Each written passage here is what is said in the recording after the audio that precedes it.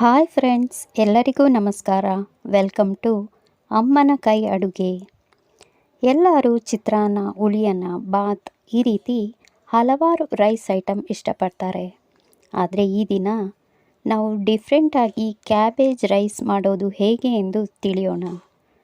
ಚಿತ್ರಾನ್ನ ತಿಂದು ಬೋರ್ ಆಗಿದ್ದರೆ ಈ ರೆಸಿಪಿ ಒಂದ್ಸರಿ ಟ್ರೈ ಮಾಡಿ. ಹೇಗಿದೆ ಎಂದು ಕಮೆಂಟ್ ಬಾಕ್ಸ್ನಲ್ಲಿ ತಿಳಿಸಿ. ಕ್ಯಾಬೇಜ್ ರೈಸ್ ಮಾಡೋದು ಹೇಗೆ ಎಂದು ತಿಳಿಯೋಣ. ಮೊದಲು ಎಲೆಕೋಸು, ಈರುಳ್ಳಿ, ಹಸಿಮೆಣಸಿನಕಾಯಿ, ಹಸಿ ಶುಂಠಿ ಇಷ್ಟನ್ನು ಸಣ್ಣದಾಗಿ ಹೆಚ್ಚಿಕೊಳ್ಳಿ ಮತ್ತು 2 ಕ್ಯಾರೆಟ್ ತುರಿದು ಇಟ್ಕೊಳ್ಳಿ. ಬಾಣಲಿಗೆ 3 ಚಮಚ ಎಣ್ಣೆ ಹಾಕಿ ಅದಕ್ಕೆ ಅರ್ಧ ಚಮಚ ಸಾಸಿವೆ, ಕಡಲೆಬೇಳೆ, ಸ್ವಲ್ಪ ಉದ್ದಿನಬೇಳೆ, ಸಣ್ಣಗೆ ಹೆಚ್ಚಿದ ಹಸಿ ಶುಂಠಿ ಹಾಕಿ ಹುರಿಯಿರಿ. ಸ್ವಲ್ಪ ಹುರಿದ ನಂತರ ಹಸಿಮೆಣಸಿನಕಾಯಿ ಉದ್ದಕ್ಕೆ ಕಟ್ ಮಾಡಿ ಅದಕ್ಕೆ ಸೇರಿಸಬೇಕು.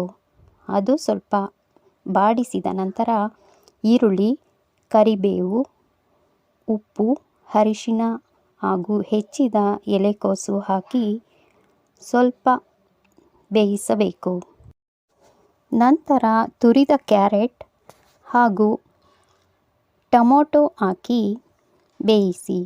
ಕೊನೆಯಲ್ಲಿ ಅರ್ಧ ಸ್ಪೂನ್ನಷ್ಟು ಅಚ್ಕಾರದ ಪುಡಿ ಹಾಕಿ ಮಿಕ್ಸ್ ಮಾಡಿ. ಈಗ ಬಿಸಿ ಅನ್ನಕ್ಕೆ ಈ ಮಿಶ್ರಣವನ್ನು ಮಿಕ್ಸ್ ಮಾಡಿದರೆ ಕ್ಯಾಬೇಜ್ ರೈಸ್ ರೆಡಿಯಾಗಿದೆ. ಈ ವಿಡಿಯೋ ನಿಮಗೆ ಇಷ್ಟವಾದರೆ ದಯವಿಟ್ಟು ಈ ಚಾನಲನ್ನು ಸಬ್ಸ್ಕ್ರೈಬ್ ಮಾಡಿ.